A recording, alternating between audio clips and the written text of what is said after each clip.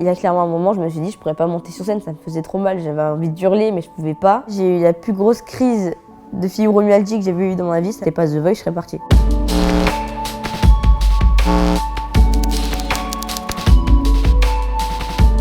Je m'appelle Whitney, j'ai 20 ans, je suis née à Créteil, en Ile-de-France, et j'ai grandi au Vigan dans le Gard. La fibromyalgie, c'est une maladie qui se manifeste par des douleurs diffuses dans le corps sur 18 articulations. C'est les genoux, les hanches, les épaules, les coudes. Et en fait, il n'y a aucune fibromyalgie qui se ressemble, et il y a plusieurs paliers de douleurs. Moi, j'ai été diagnostiquée à 5 ans. L'hôpital où j'étais, j'en avais jamais eu, je savais même pas ce que c'était. J'ai dû monter à Paris pour faire les dossiers, me diagnostiquer et machin, c'était super long.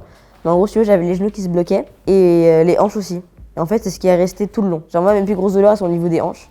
Le reste, c'est supportable, du coup, tu l'oublies. Quand j'étais petite, le fait que t'as les jambes qui se bloquent, alors tu vois tout le monde courir, et je faisais que poser des questions à mère. Maman, pourquoi je peux pas faire ça? Maman, pourquoi je peux pas grimper dans l'arbre? Mais du coup, j'ai grandi avec, j'ai commencé à apprendre à supporter la douleur pour arrêter tous les médicaments, parce que ça te détruit le cerveau. Et du coup, le seul truc que j'ai trouvé pour pallier la douleur, c'est la musique. Je faisais déjà de la musique, mais j'avais jamais fait le rapport que les deux pouvaient marcher ensemble.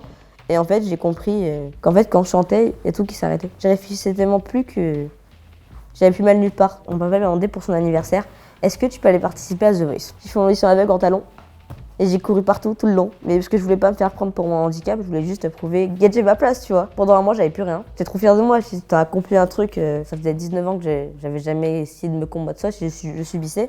Et c'est là que j'ai mis le premier pas par-dessus, me dire non, maintenant, tu prends ta place, t'assumes. Sauf qu'après, il y a eu l'hiver qui est arrivé, et du coup, je tombais malade et je pouvais plus le cacher. Du coup, j'ai dû assumer la béquille. Mais qui dit assumer la béquille dans un contexte de télé, tu dois l'expliquer. Du coup, je l'ai expliqué et je me suis fait démolir sur les réseaux. Parce que les gens, ils pensent que c'est du cinéma. Même les fibromyalgiques arrivent à me démolir. Et en gros, il y en a certaines sur le fait que en fait, je vais au bout de ce que je veux faire et qu'elles, elles osent pas forcément parce que du coup, elles sont plus coincées dans la maladie. Il y a une espèce de haine qui est générée. Et du coup, je sais qu'il y a les plus grands groupes qui existent en France qui sont venus rejoindre ma cause et qui ont essayé de calmer, du moins les fibromyalgiques. Après, ceux qui comprennent pas, je peux pas leur en vouloir. Chacun a son avis là-dessus, mais je vois pas pourquoi que ça venait rentrer en compte dans cette émission de The Voice, alors que je venais chanter. Ok, des fois, bon, Nikos, il en parle souvent, mais c'est juste pour savoir si je vais bien. Et après, ils sont là, oui, on le rabâche tout le temps, machin. Vous faites pleurer les chaumières pour gagner des votes, vous voulez engraisser TF1. Du coup, au début, je me dis, ouais, je vais me défendre et tout. Et à la fin, j'ai dit, bon, ceux qui comprennent pas, je vous souhaite de trouver le bonheur dans votre vie, parce que je pense que c'est un combat qui s'arrêtera pas en fait. Au tout début, quand j'ai vu que les gens commençaient à me traiter de menteuse, ça m'a fait péter un câble parce que la première diffusion, la deuxième étape, c'est la première fois de ma vie que je me suis vue malade. Et du coup, ça m'avait rendu malade, du coup j'avais trop mal partout. Ils ont pété un câble, genre oui, c'est faux, machin, c'est n'importe quoi, elle est juste hypochondriaque, elle s'invente des vies. Voilà, c'est tout. J'ai soufflé, j'ai dit bon c'est pas grave. J'ai pas tenté de répondre, j'ai juste répondu à ceux qui m'ont mentionné. Parce que je pense que du moment où t'as pris le temps de trouver mon Twitter ou d'aller sur mon Instagram pour commenter une photo, c'est que t'as envie que je te réponde. Donc je réponds. Et après, de toute façon, tu réponds une fois, puis après, ceux qui te suivent, ils le font à ta place, tu vois. Du coup, c'est un peu, je les donne à la fosse aux lions, mais ils viennent se jeter eux-mêmes. Donc bon, je vais bien être gentil, rester calme, mais j'habite dans le sud, hein. Et dans le sud, au-delà le sang chaud, je suis désolée. En vrai, je reste toujours polie, je reste toujours courtoise et bienveillante. Je dis juste oui.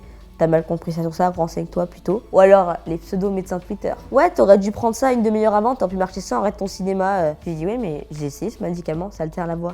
Non, moi je l'ai pris, ça altère pas la voix. Si, bien, je suis contente pour toi.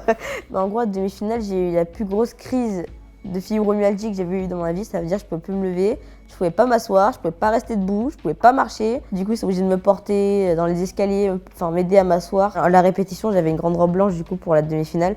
Juste de rester debout, je tournais de l'œil, enfin n'importe quoi. Je voulais fermer mes yeux tout le temps parce qu'il y avait des lumières partout. J'avais peur de faire une crise d'épilepsie tellement j'avais mal. Je suis partie plus qu'on me touche. J'avais dit à la coach vocale, je travaillais avec Mika, que j'étais prête à abandonner, que ça c'était pas The Voice, je serais partie. Il y a clairement un moment, je me suis dit, je pourrais pas monter sur scène, ça me faisait trop mal. J'avais envie d'hurler, mais je pouvais pas. Je voyais plus d'issue possible. Et au final, c'est juste le soutien de Mika qui m'a dit, fais-moi confiance, t'inquiète, laisse-toi porter, ça va aller. Et au final, il a eu raison et du coup, je lui ai fait confiance. Mes parents, quand ils ont vu du coup ce qui s'est passé, genre mon état de santé se dégrader avec l'émission, ils ont eu peur. Ils m'ont dit, t'es sûr que tu veux continuer, machin. J'ai dit non, c'est bon, je suis pas battue jusque-là pour arrêter maintenant. Par contre, du coup, ils m'ont dit, on pousse alors, on pousse. Pour moi, cette victoire signifie beaucoup de choses parce que du coup, ça veut dire qu'artistiquement, j'ai assez travaillé pour me dire que le travail a payé.